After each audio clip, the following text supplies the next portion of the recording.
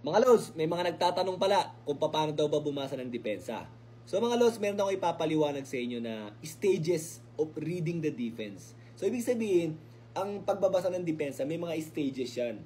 During the time na naglalaro ka, nasa loob ka ng court. So meron ka mga hinahanap dun kung ano ba yung i-react mo. Siyempre, judgment na rin kung dapat mo na bang i-react to o hindi. So para mas maintindihan natin, Lods, iboboard ko muna. Pagkatapos, meron akong bibigay sa inyong example sa my video. So mga Lods, ang first stage is yung babasahin mo yung defense nung bantay mo mismo. So dyan, babasahin mo kung ano bang defense ang ginagawa sa'yo nito, kung nagsasag down ba, nilalapitan ka ba. So ikaw bahala kung paano yung defense.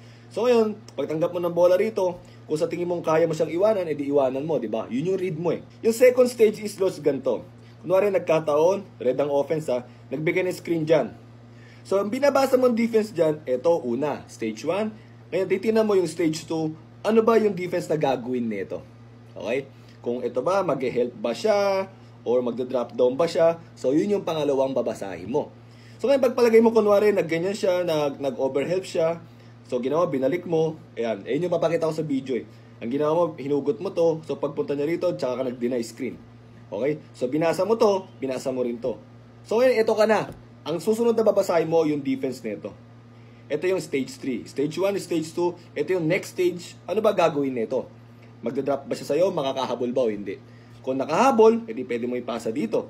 Pero kung hindi siya nakahabol, nabit mo siya dyan, ito na yung huling titingnan mo. The last line of defense. Kung aabot ba siya or hindi. Kung hindi aabot, edi ituloy mo, itira mo. Kung umabot, pwede kang pumasa ngayon. Pwede tumira to. Kung recover to, pwede tumira to. So, sana naintindihan nyo, Lods, ha? Ang una mo titingnan, yung bantay mo muna. Ngayon, kung hindi mo na siya kailangan intindihin, titingnan mo sa screen, sa ball screen. Ano ba ang gagawin ng help defender na yon? Kung mababreak mo na siya, next, yung nasa weak side defense, kung ano ba ang gagawin niyang reaction. Tapos yung huling-huli, yung last line of defense, kung ano ba. So mga Lods, kung sa may unang defense pa lang nakalusot ka na, hindi mo na kailangan pumunta sa second reading. Pwede mo nang itira.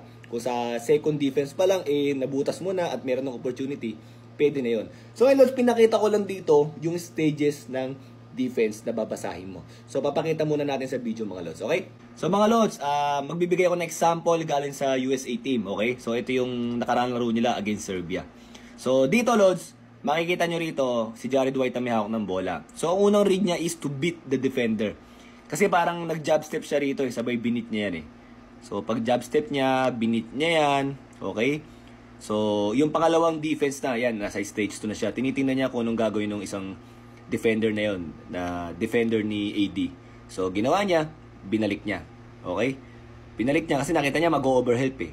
Tsaka siya nag-deny screen. Okay? So, usually in Lods, pag magdi-deny screen ka, titingnan mo muna yung help defense. Kung mag-overhelp ba. Kung mag-overhelp siya, pwede kang mag-deny. Eh, may iwan niya na. So, ngayon, ang next na babasahin mo, ito, yung nasa wing, na weak side. Kung aabot ba sa'yo o hindi. Kung hindi naman naaabot, edi pwede mong ituloy. Pero kung aabot sa'yo, pwede mong ipasa. Dahil nabit niya na, okay, pwede niyang ibit.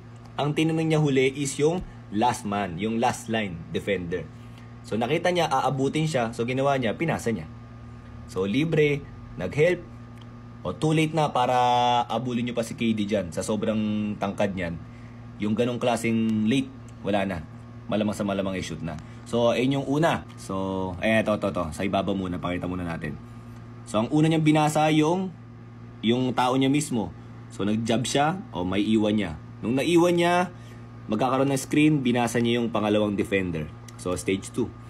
So, nakita niya, mag-overhelp, kaya dininay niya. Kasi pag dininay mo yung overhelp, at naging successful ka, iwan na yung dalawa. So, tinan mo, yung nasa wing, kung help ba niya is uubra. Hindi naman uubra yung help niya, too late na, so inatake pa rin niya. So, yung last man, aabot siya. So, kaya pinasa niya doon, which is libre na. Okay? So, nung nag-help defense yung isa, nag-rotate, too late na para kay KD yung habol nyo. Masyado siyang matangkad, hindi nyo naabutan. So, yung next example, Lods, ganun pa rin, si Jared White pa rin. Ang galing kasi nito talaga eh. So, yun, actually, Lods, triangle offense to eh. Binigay sa corner. O, kumat. Magbibigay ng pick and roll. But anyways, so, yan. So, ang una niyang binasa is yung bantay niya. Maganda yung defense, so inantay niya yung screen. So ngayon nakita niya yung bantay niya na delay. Doon nakita niyang delay yung bantay niya, tiningnan niya yung next defender kung anong gagawin. So yung help is nag-drop down lang siya. So nag-drop down ka, So, hindi mapasaan yung roller. Ginawa ni Jared White, tinuloy niya. Nung tinuloy niya, yun, yung third stage ng defense na binabasa niya, makaka-help yung nasa wing. Humelp ka, di papasa ko na kagad. So, naiwan na naman si KD. Bang!